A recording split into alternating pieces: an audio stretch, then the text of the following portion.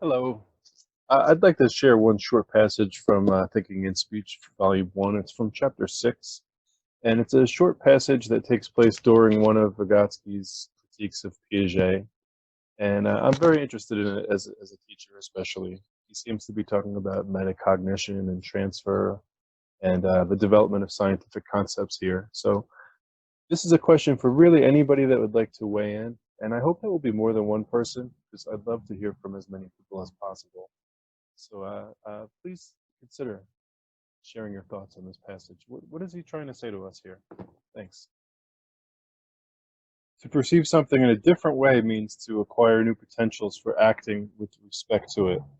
At the chessboard, to see differently is to play differently. By generalizing the process of activity itself, I acquire the potential for new relationships with it. To speak crudely, it is as if this process has been isolated from the general activity of consciousness. I am conscious of the fact that I remember. I make my own remembering the objects of consciousness. An isolation arises here. In a certain sense, any generalization or abstraction isolates its object. This is why conscious awareness, understood as generalization, leads directly to mastery. Here's the main paragraph. Thus, the foundation of conscious awareness is the generalization or abstraction of the mental processes which leads to their mastery. Instruction has a decisive role in this process. Scientific concepts have a unique relationship to the object. This relationship is mediated through other concepts that themselves have an internal hierarchical system of interrelationships. It is apparently in this domain of the scientific concept that conscious awareness of concepts, or the generalization and mastery of concepts, emerges for the first time. And once a new structure of generalization has arisen in one sphere of thought, it can, like any structure, be transferred without training to all remaining domains of concepts and thought. Thus, conscious awareness enters through the gate opened up by the scientific concept. Okay, Anthony, in order to think about something, you have to extract it from the general flow of activity.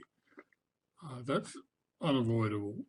Uh, Unfortunately, in your case, you've cut out just a little bit too much, and we've lost the context of what it is Vygotsky is talking about. So I'm going to expand your original quotation. Okay? Okay, so I'm reading bits here. Introspection at the beginning of the school age. Okay, so that's the topic being discussed. The child makes a transition from non-verbal to verbal introspection. Okay, so he's looking at a specific stage of development where a child is making a transition from non-verbal to verbal introspection. He develops internal, meaningful perception of his own mental processes. Right? It's a wonderful idea. The beginning of being able to look at your own mental processes. Okay. However, it is whether, and notice this, he's making a broader point, whether it is external or internal, meaningful perception is generalized or abstracted perception. He's putting together internal perception, perceiving one's own mental activity, with external perception, perceiving things and happening around you in the external world. And he's making a point that perception, if it's to be meaningful, that is just not a meaningless rush of colours and sounds in front of you, but something that's meaningful, like a face of a person you recognise or a word that you can pronounce or something. Meaningful perception is generalized or abstracted perception. Okay, so you have to pick something out of its background in order for you to perceive it meaningfully. And notice how he puts together generalized or abstracted, as if they're two words meaning the same thing. Right? So if you want to have a generalized understanding of something, something meaningful, that is to say, when you're looking at not just a blur of colours and sounds, but for instance, a cat, because I've got a cat sitting here, right?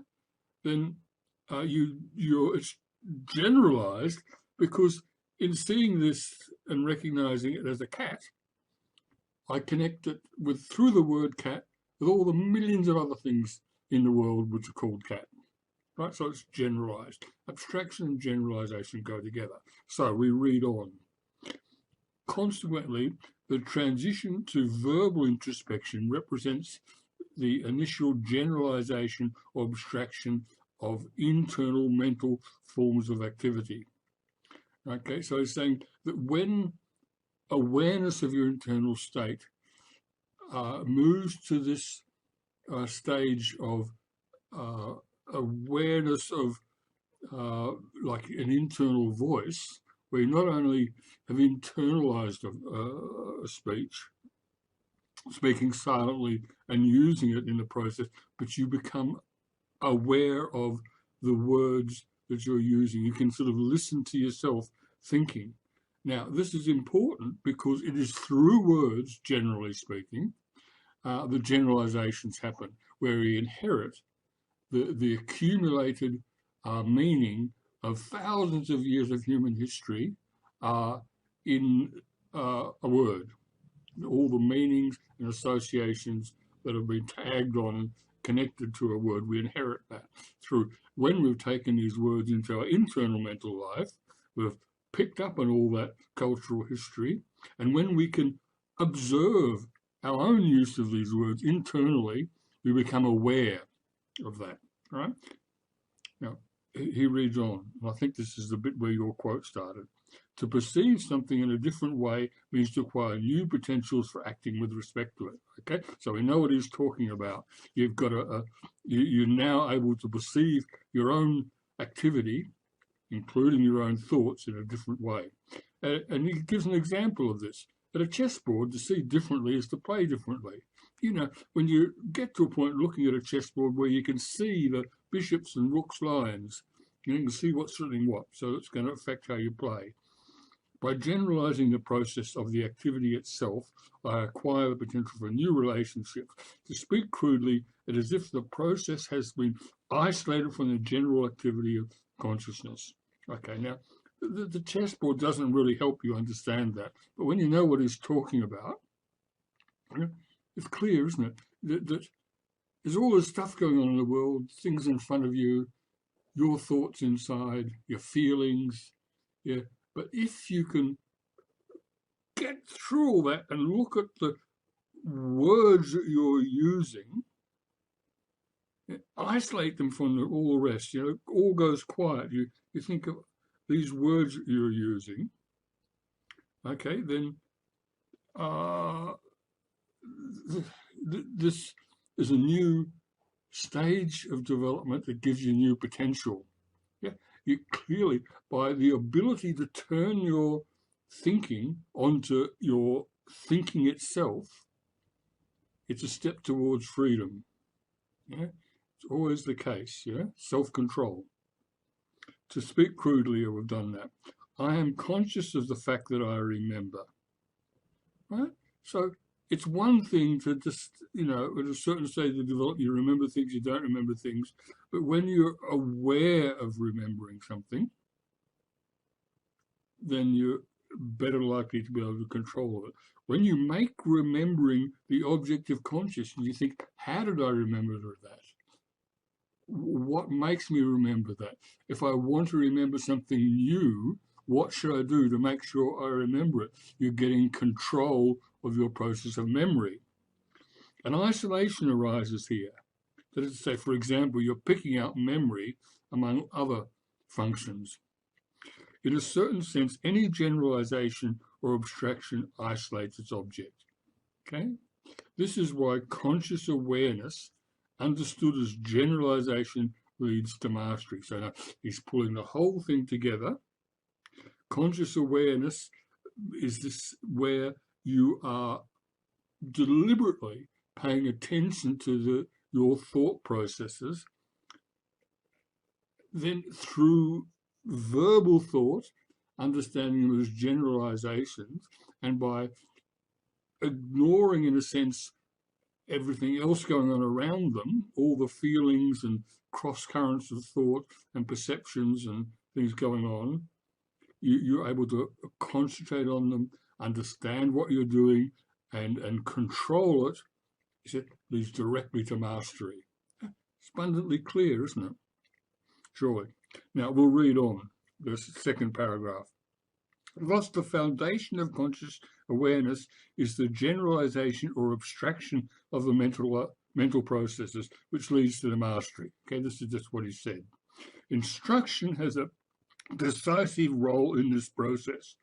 So a new element is brought in here. How does this come about?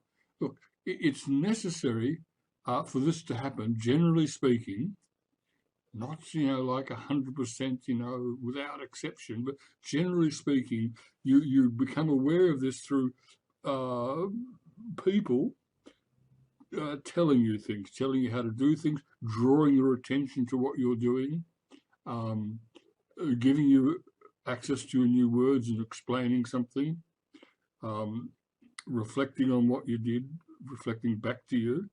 Yeah. So generally speaking, this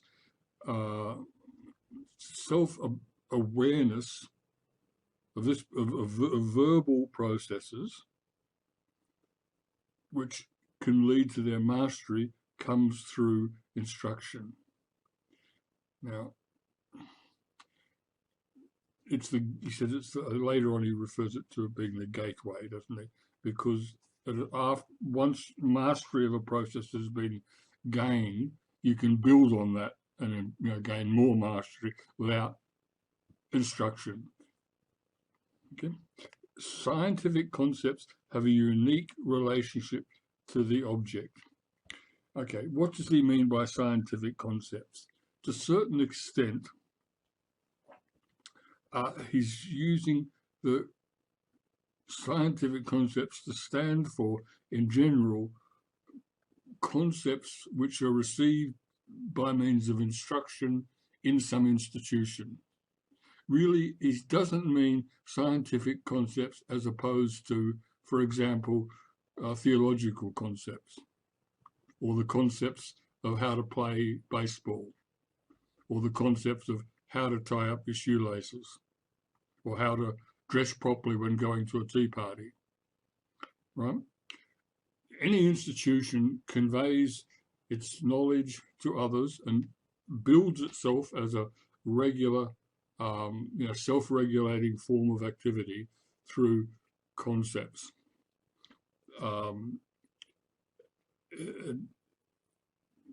Its awareness of these concepts and ability to act in line with concepts that enables you to participate in a regular collective activity. Now, this relationship is mediated through other concepts that themselves have an internal hierarchical relationship system of interrelationships. So a science contains a hierarchy of concepts. At the top is like the founding principle of the science, the cell and the principle of evolution, the basis of biology, the principles of acting on evidence, and so on. And then you have, enzyme, virus, organism, and various subordinate concepts, right? Concepts come in a hierarchy.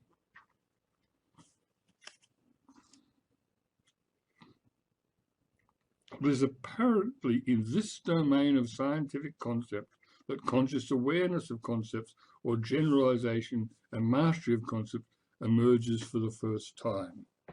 Okay, so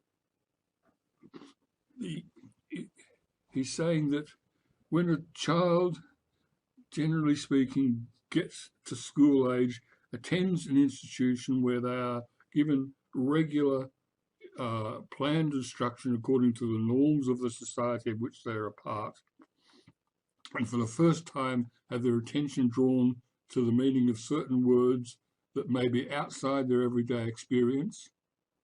I mean, he was living in the 20s and earliest days of Soviet Russia, and school children would have been taught the principles of Marxism and socialism. Right? These concepts would not have been concepts that arose out of everyday experience. The teachers would tell them about them, and they would have to pay attention, learn texts, and get their head around the meaning of these terms. And at this stage in their development, they're for the first time learning to reflect on their own thinking in terms of the concepts known by name that they're using in their thinking. Yeah? And so, and it's the beginning of a process of being consciously aware of your own thinking. You know, becoming a person that's able to make decisions in a consciously aware way about your own life. Once a new structure of generalization has arisen in one sphere of thought, it can, like any structure, be transferred without training at all to all remaining domains of concepts and thought. And this is the magical thing, you see, that Vygotsky sees mental or personal development going through a series of steps. And there will be a certain range of activity by which the child will get from this step to that step. They'll make that kind of leap with assistance with others. But once you've done that, then it magically turns out you can get that new level of self-control awareness. You can bring it to bear on a range of other things. And so suddenly, not suddenly actually, and specifically gradually, over the next few months maybe, and you generalize that new insight level of self-control across a whole range of activities, right? So it's a bit like a virus. Once the virus gets into your body, it affects everywhere. Once you get this new insight into how you can consciously control your own thinking, and you learn that maybe, in the class on history perhaps, or whatever it might be, then you realize you can do that right across. So this is how just learning one thing leads to a transformation of the whole. It says, thus, conscious awareness enters through the gate opened up by the scientific concepts. So conscious awareness, means being self-aware, not just bumbling along responding to what happens in a spontaneous way, but actually consciously charting and mapping your own path, controlling the way you react to the different things you come up against, aware of what you're doing. This is how one wants to be as a citizen of a country, not just bowling around by, propelled this way or that way by events, but acting consciously, self-aware. This begins through, he says, scientific concepts, more generally instruction. Doesn't mean to say that the child is instructed in the totality of the ways to lead their life as a citizen. No. It's through instruction that they first become consciously aware of their own thinking. And having achieved that, they can then generalize that, right? So this is the gateway through instruction in the scientific concept that gives them conscious awareness of their action within a narrow domain, leads to the ability to be consciously aware across the whole breadth of life. Now, again, understand that scientific concepts, the way we understand that term now, is meant much more generally. Right? Okay, I hope that helps. See you.